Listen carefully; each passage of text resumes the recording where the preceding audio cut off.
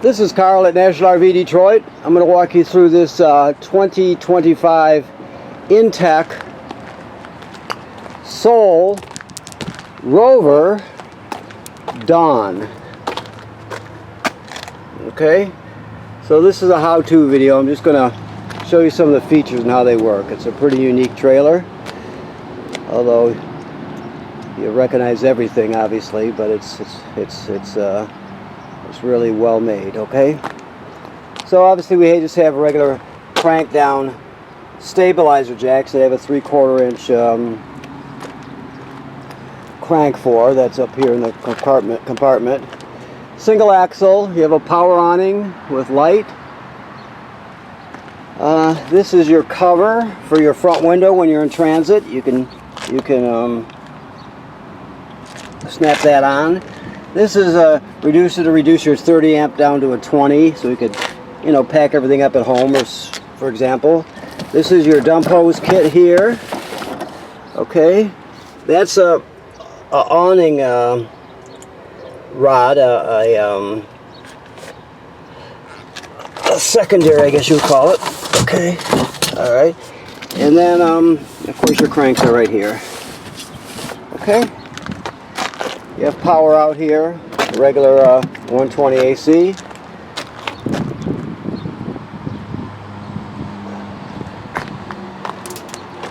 Your LP is stored behind this cover here, so you pull these pins out, and then you can access your two 20-pound tanks.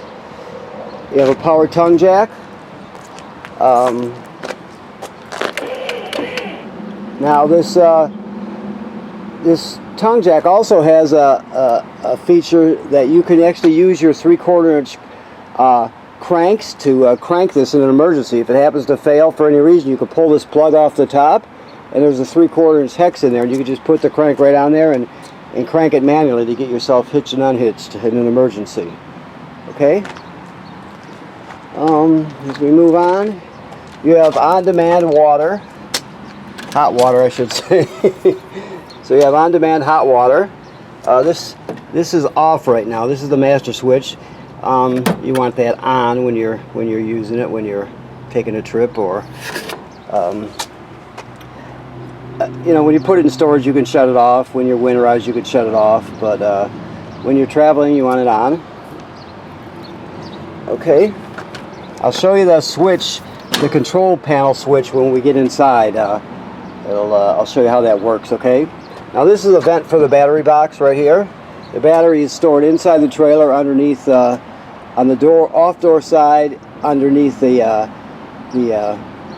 dinette seat. So I'll show you that when we get there. Okay, this is used to store your dump hose. Okay. Here's your water hookups. That's city water right there, the most common way to get water to the trailer, of course.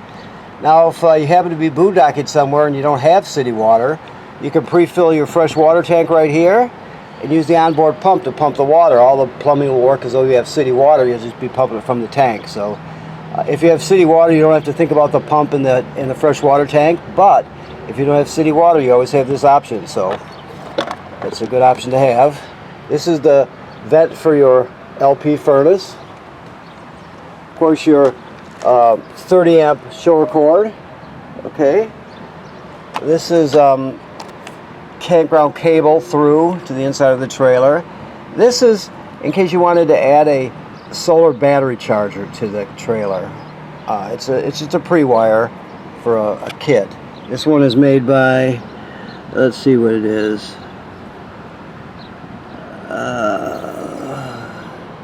Well, I don't recognize it, so I might as well not even say it. But it's a standard configuration. Go Power, for example, has the same configuration. So there are products out there if you're interested. Basically, it's just a kit, and it folds up. And it's got solar panel, and you would just plug it in here, unfold it, and point it towards the sun. And you can charge your battery. It's just a pre-wire. Of course, your dump valve here.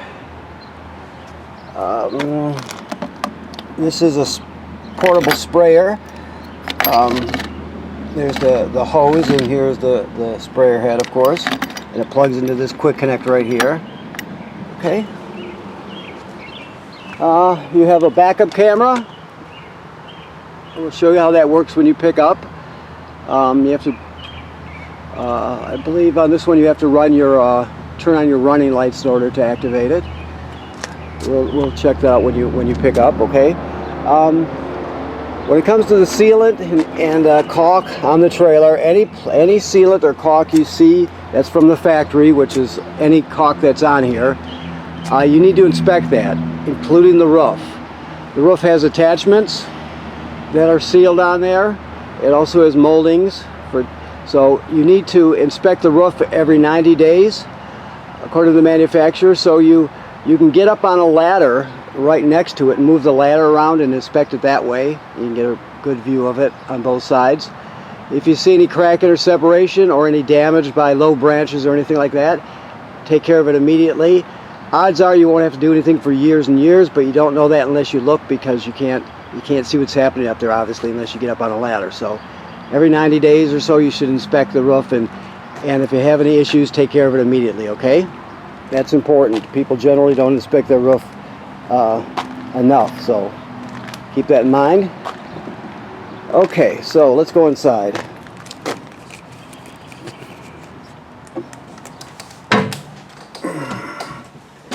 Now, I stated that this had a power awning, but I did not prep this trailer, and so I may be wrong. When I showed you the crank for the awning, I called it a secondary because I thought it might be a backup for the motor, but I'm thinking that we may have just a crank type.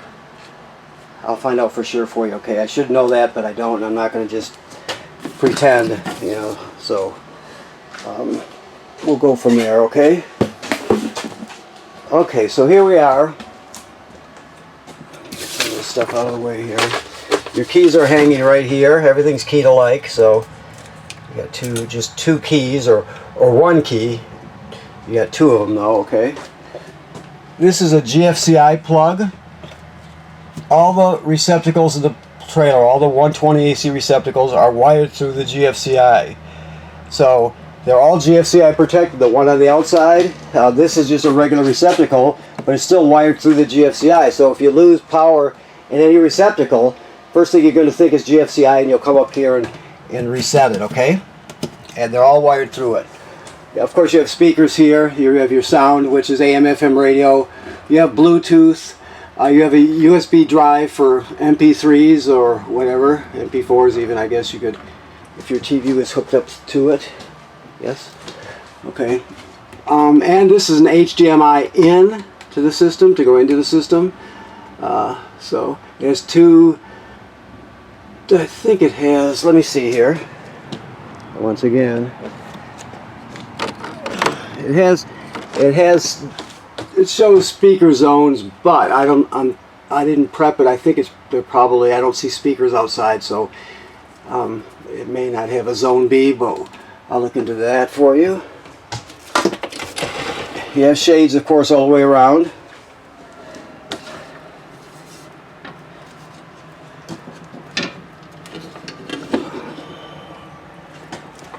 Now, hopefully he's got the gas turned on here. When it comes to this, you're just going to go to light, and then you spark it. He's probably got it turned off here, so let me walk out there. Yeah, we'll take a look just for the heck of it.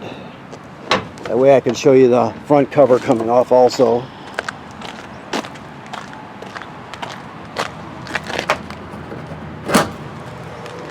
We got one pin, a second,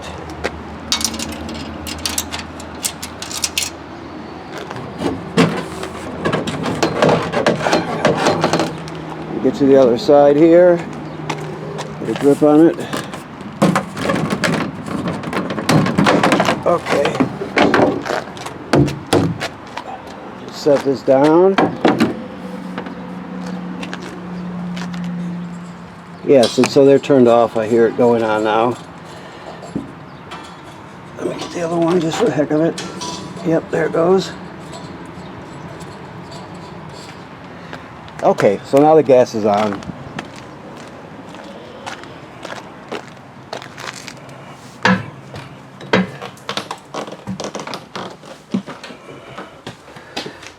Okay, so it might take a minute or so to get the gas up to the appliance. There's usually an air bubble in line now, but we'll see.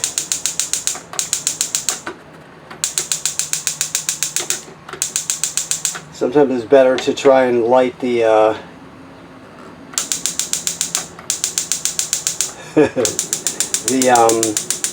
there it goes right there. Okay, they're both lit. So once you light them, because it was shut off, there was air in the line, right? The tanks disconnected and reconnected them. So it'll take a little bit to get the gas up there. Once it's up there like it is now, it'll start. Just a quick push. It's going to start just like that. Okay. So always travel with this shut. You have all your lights here. Okay. Now, this is your water station here, basically, so you can check your battery, fresh water, black and gray tanks. They graduate up in 1/3 increments, of course. This one has a water pump. It's right here. You use that water pump to pump water out of the fresh water tank. If you don't have city water, like we discussed, it's also used to winterize the trailer. And then, of course, these are tank heaters. You turn that on, and it'll extend your camping season. So it heats up all your holding tanks, so you can camp longer into the winter and go out earlier in the spring. Okay. These are remotes. Obviously, that's the remote for your sound, and there's your TV remote. This is your literature for the trailer itself. Self-closing drawers. Very nice. Everything is trimmed really super nice. Okay. More storage under here. Okay. You have a fan here, and it's also powered. So this is the controller here. Even the lid on it is powered, so it opens right up. You can change it to vent in or out. You generally want to vent out. You want it to exhale, so to speak, to cool the trailer by pulling the heat out. Okay. Your thermostat is right here. It's very simple. You just push the button to light it up, and then you're going to go to mode, and then you're just going to select all the different modes. I'm just going to go back to off, but you're going to click it twice to shut it down. The air conditioning is operated from here. The furnace, and also there's a fan setting, which is just the air conditioner running without the compressor. It just circulates air. Okay. All right, and this is your on-demand hot water controller here. So basically, this bottom button here by my finger just changes it from Celsius to Fahrenheit. This one, let me turn it on here. Okay, this one controls your temperature. It's at 20 or 120. I'm sorry. That's pretty typical. It defaults to that. So that's what it's set at. So all you have to do, let's put it this way. There's a safety in it, and it will not light if you don't have one of these two conditions. You either have to have the city water hooked up with it turned on, or you have to have water in the fresh water tank with the pump turned on. If you don't have one of those conditions, it will not light. It will not light without water. So keep that in mind. Here we have water in the tank, I believe, and so we'll turn the pump on. Okay, and we're turned on here, so we'll come over here and we'll turn on the hot water. And we can see it lighting. You can see that spinning there, and you can see the picture of the water coming down, and then it will light. Now remember, there was air in the line, so it takes a little bit to get it out. It might even, there you go. So you can see the temperature going up now. It'll go up and it'll hold at 120. Okay, so you get non-stop hot water, and also any of that when it comes to the sprayer outside with the hot water on it, that will give you hot water there, and of course your shower also. So you have I guess three 3 hot water sources in here. So, okay, so this is obviously the shower and toilet. The toilet has a flush pedal right here, and it sits right over a black tank like they all do. So the thing to remember is you have to put water and chemical in there when you start off using it. By starting off, I'm talking about when you're starting with a freshly dumped black tank, right? So when you left the last campground, it should have been dumped, right? So it's empty.